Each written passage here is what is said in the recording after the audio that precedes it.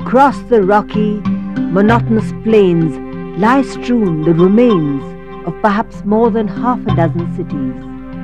For more than a millennium, this burial ground of civilizations has witnessed the ebb and flow of cultures, the creation and destruction of cities, perhaps more than any other city in the world. Its origins lost in the mist of time, Delhi has always attracted all who sought to dominate the Indian subcontinent.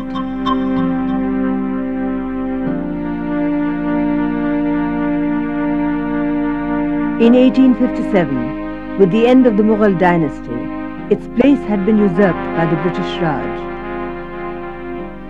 In its grandeur, its parades and its darbars, every bit as imperial as any dynasty that sat on the throne of Delhi. And in 1911, following in their footsteps, the British too decided to make Delhi the imperial capital.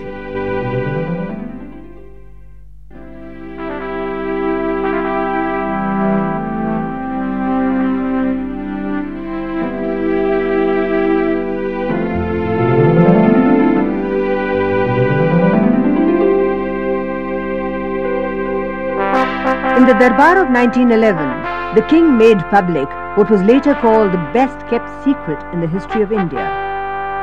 The royal capital of India was to be shifted from Calcutta to Delhi. Once again, Delhi would be the seat of power. The imperial capital would come up a stone's throw away from the walls of Shahjahanabad. But in its shadows, the old city would slide into decay and neglect.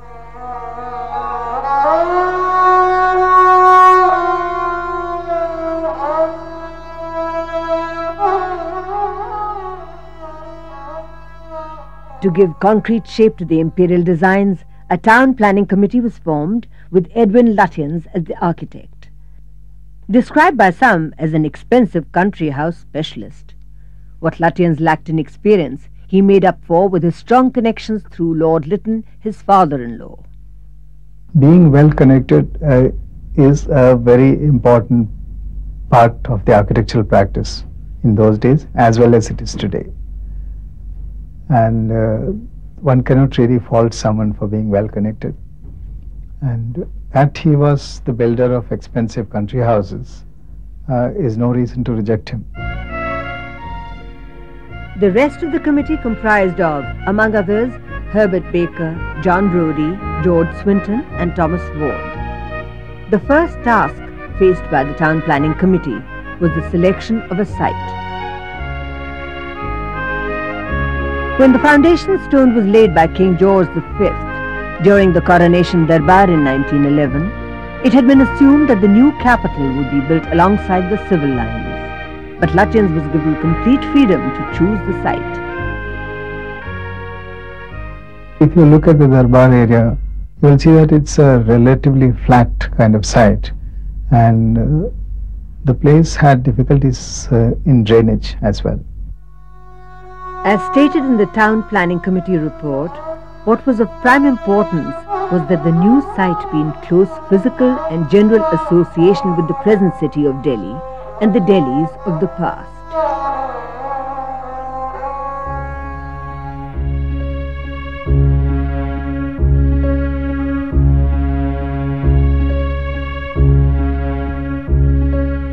Perched on elephant backs in the sweltering heat of May, the committee would make daily forays from the Maiden's Hotel to scout for a suitable site. They would be constantly on the move from almost 5 in the morning till midnight.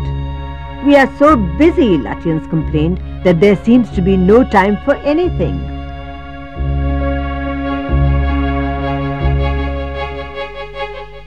The heat and the pressure mounted, tempers often flared, and the differences emerged in the committee over the Battle of the Sites, as it was called. But as the dust settled, only one possible site emerged: Raisina Hill.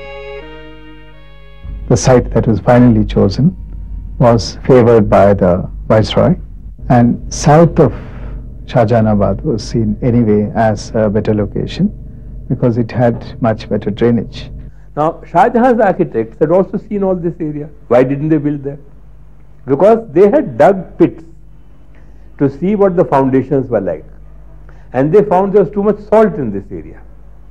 And it would climb up, which everybody who lives in New Delhi will tell you that there is shora coming up the walls.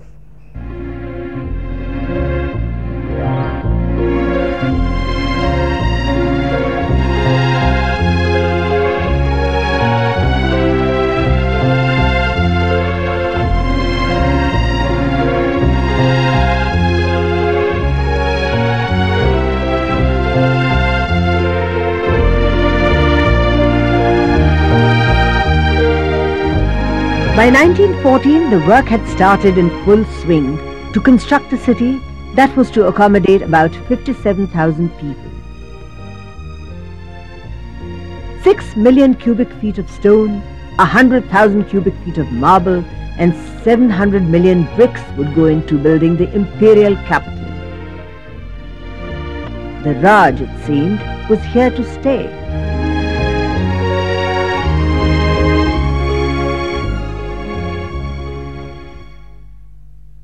Despite his uneasy relationship with Indians, Lord Hardinge had numerous ideas and the foresight to give the city a practical and aesthetic shape. Under his instructions, the committee incorporated tree-lined roads and old monuments like the Purana Qila. Later, commenting on Hardinge's role, Latvians declared his command that one avenue should lead to Purana Qila and other to the Jama Masjid was the father of the equilateral and hexagonal plan.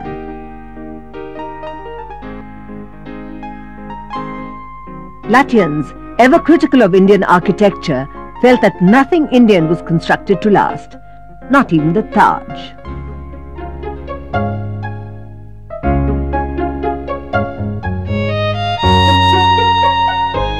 He was looking at Western styles for the buildings, but due to political exigencies, was persuaded to come up with a style symbolic of both Eastern and Western architecture.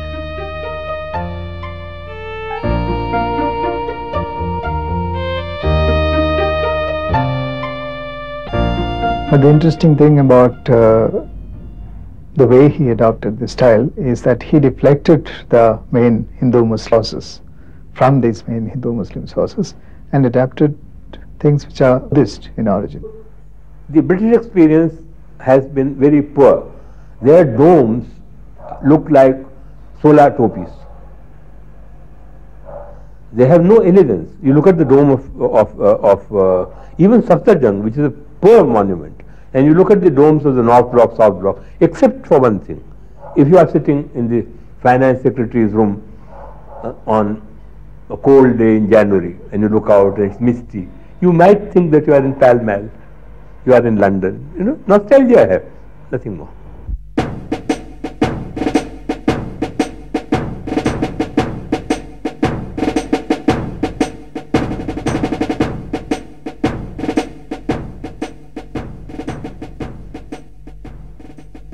The buildings that came up were a fusion of the East and West, with darker, heavier looking stones forming the base, while lighter coloured stones were placed above. Thus, the colour of the facade perceptibly lightened as it rose from the ground.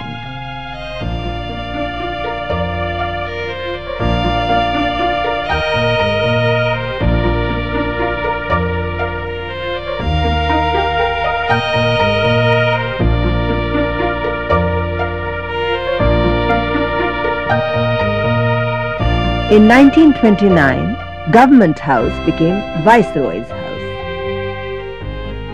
The building has the openness of a summer house, despite the fact that it was built like a fortress against the Indian climate. Though it is a behemoth of some 340 rooms, the place is still kin to the humble bungalow.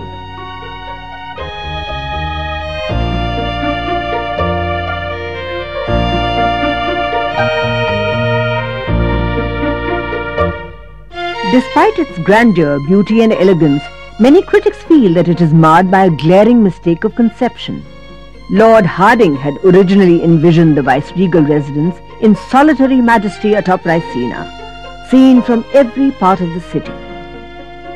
Actually, there is supposed to have been a huge debate at that time about how the palace would be viewed from the main vista, main central vista. And Lutyens was very keen that the building should be located on the peak of the Raisina hill, from where it has a kind of an unassailable position in terms of this adjoining landscape.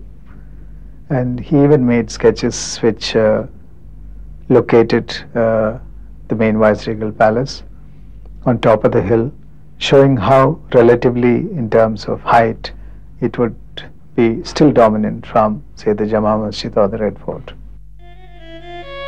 But it was finally decided that the Secretariat buildings would be placed on Raisina as well. As a result, the Viceregal palace was pushed back, obscuring it for part of the Kingsway.